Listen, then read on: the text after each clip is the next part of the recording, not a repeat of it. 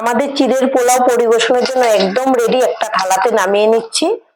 আর দেখুন দেখতে কতটা সুন্দর হয়েছে, এটা খেতেও কিন্তু ভীষণই টেস্টি হয় আর কতটা ঝরঝরে হয়েছে। নমস্কার বন্ধুরা, চিড়ে দিয়ে যে এত সুন্দর পোলাও বানানো যায় আপনারা নিজের হাতে না বানিয়ে খেলে বিশ্বাস করতে পারবেন না। এটা বানানো যতটা সহজ, খেতে কিন্তু ততটাই টেস্টি হয়। তাহলে চলুন দেখে নিই আজকের রেসিপি। চিড়ের পোলাও বানানোর জন্য এখানে নিয়েছি 1 বাটি চিড়ে। আর এখানে আমি ভারী চিড়েটা নিয়েছি। এই পোলাও বানানোর জন্য কিন্তু পাতলা চিড়েটা হবে না। এবার একটা বড় বাটিতে নিয়ে নেব। চিড়ের পরিমাণটা আপনারা কম বেশি করে নিয়ে নেবেন যতটুকু লাগবে। এবার জল দিয়ে চিড়েগুলোকে আলতো হাতে ধুয়ে নেব, যেন চিড়েগুলো ভেঙে না যায়। আর যে পর্যন্ত পরিষ্কার জলটা বের না হয় ধুয়ে নিতে হবে।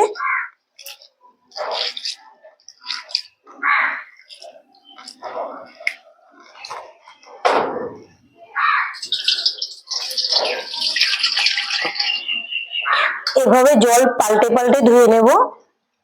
আমি চিড়েগুলোকে 5 বার খুব ভালো করে ধুয়ে নিয়েছি। এখন কিন্তু জলটা একদম পরিষ্কার বেরিয়েছে। আর এদিকে বড় বাটিতে নিয়েছি একটা ছাঁকনি। চিড়েগুলোকে ছাঁকনিতে নিয়ে নেব আর জলটাকে খুব ভালো করে ঝরিয়ে নেব। চিড়েগুলো ধুতে ধুতে কিন্তু অনেকটাই নরম হয়ে গেছে। এবার জলটাকে ঝরিয়ে নিলেই কিন্তু খুব সুন্দর করে হয়ে যাবে, একদম সফট। এবার গ্যাসে একটা কড়াই বসিয়েছি। কড়াইটা গরম হয়ে গেছে। এবার দিয়ে দেব ঘি। আমি তো ঘি দিয়ে করছি, আপনারা চাইলে সাদা তেলেও করে নিতে পারবেন। এতে শুধু সামান্য একটু ঘি দিয়ে দিলেই হবে, ঘিয়ের সেন্টটা চলে আসবে। অনেকের আছে ঘি খেলে কোনো রকম সমস্যা হতে পারে, তারা কিন্তু সাদা তেল দিয়েও বানিয়ে নিতে পারবেন। এবার ঘিটাকে খুব ভালো করে নেড়ে দেব। আর এখানে নিয়েছি চিনে বাদাম, কাজু বাদাম, কিশমিশ। প্রথমে আমি চিনে বাদাম গুলো দিয়ে দেব, একটু নেড়ে চেড়ে ভেজে নেব। চিনে বাদাম গুলো ভাজা হয়ে গেছে। ভাজা হলে কিন্তু খুব সুন্দর একটা সেন্ট বের হয় আর একটু ফেটে ফেটে যায়। এবার দিয়ে দেব কাজু বাদাম। আপনারা যে কোনো নিরামিষ দিনে এটা বানিয়ে কিন্তু খেতে পারবেন। আমি সম্পূর্ণ নিরামিষ ভাবে করছি। কাজু বাদাম গুলো একটু ভেজে নেব প্রথমে। কাজু বাদাম গুলো নাড়তে নাড়তে হালকা কালার চলে এসছে। এবার দিয়ে দেব কিশমিশ গুলো। দুইটা একসঙ্গে খুব ভালো করে নেড়ে চেড়ে ভেজে নেব। কিশমিশ গুলো ভাজার পরে দেখুন কত সুন্দর করে ফুলে গেছে।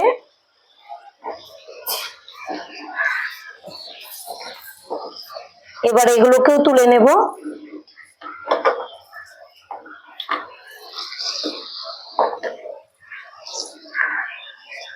কড়াইতে ঘি রয়ে গেছে, তবে আরেকটু লাগবে, দিয়ে দেব। ফোড়নের জন্য নিয়েছি 2টা তেজপাতা, দারচিনি, লবঙ্গ আর এলাচ। এলাচগুলোকে আমি থেতো করে দিয়েছি, তাহলে খুব সুন্দর একটা ফ্লেভার হবে। সবকিছু একসঙ্গে খুব ভালো করে ভেজে নেব, একটা মিষ্টি সেন্ট বের হওয়া পর্যন্ত। প্রায় 30 সেকেন্ডের মতো ভেজে নিয়েছি, একটা মিষ্টি সেন্টও বেরিয়েছে। আর এখানে নিয়েছি কিছু সবজি, নিয়েছি গাজর। গাজরগুলোকে এরকম ছোট করে কেটে নিয়েছি, বিনস গুলোকে এরকম করে কেটেছি। আর নিয়েছি মটরশুঁটি। দিয়ে দেব প্রথমে গাজরটাকে। একে একে সবকিছু একসঙ্গে দিয়ে দেব।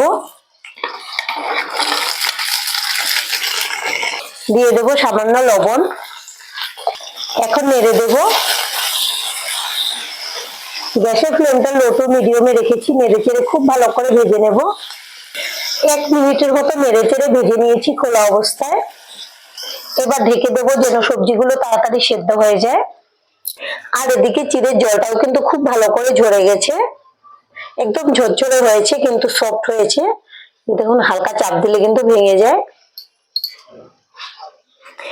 এবার এটাকে একটা বড় থালাতে নামিয়ে নেব।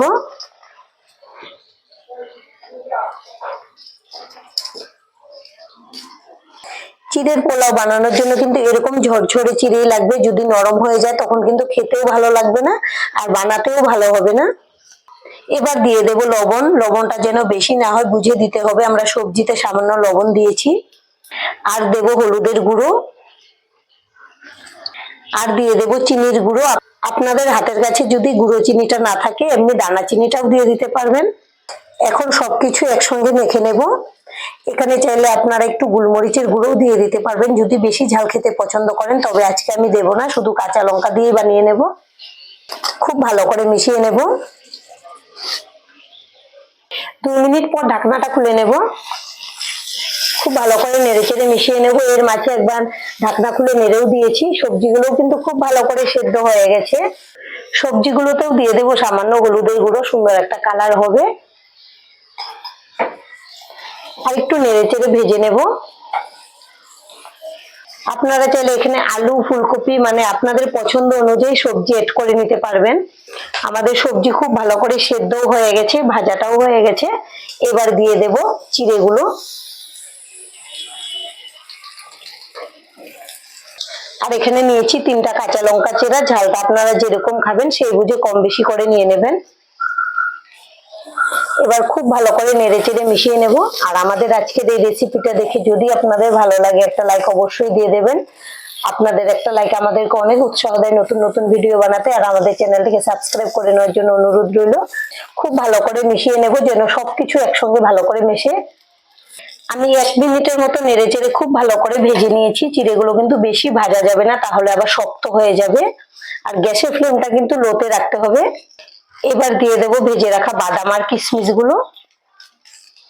আপনারা চাইলে এটা অফিসের টিফিনে বা বাচ্চাদের স্কুলের টিফিনেও দিতে পারেন, তারা কিন্তু খুব পছন্দ করবে এটা খেয়ে। বা সকালে জলখাবার হোক, রাতের ডিনার বা সন্ধ্যের টিফিন, যে কোনো সময় এটা বানিয়ে পরিবেশন করতে পারেন। খেতে কিন্তু ভীষণ টেস্টি হয়। এভাবে আপনারা বাড়িতে বানিয়ে দেখবেন, আশা করছি আপনাদের ভীষণ ভালো লাগবে। আর আজকের ভিডিওটা এখানেই শেষ করব। সবাই ভালো থাকবেন, সুস্থ থাকবেন, ধন্যবাদ।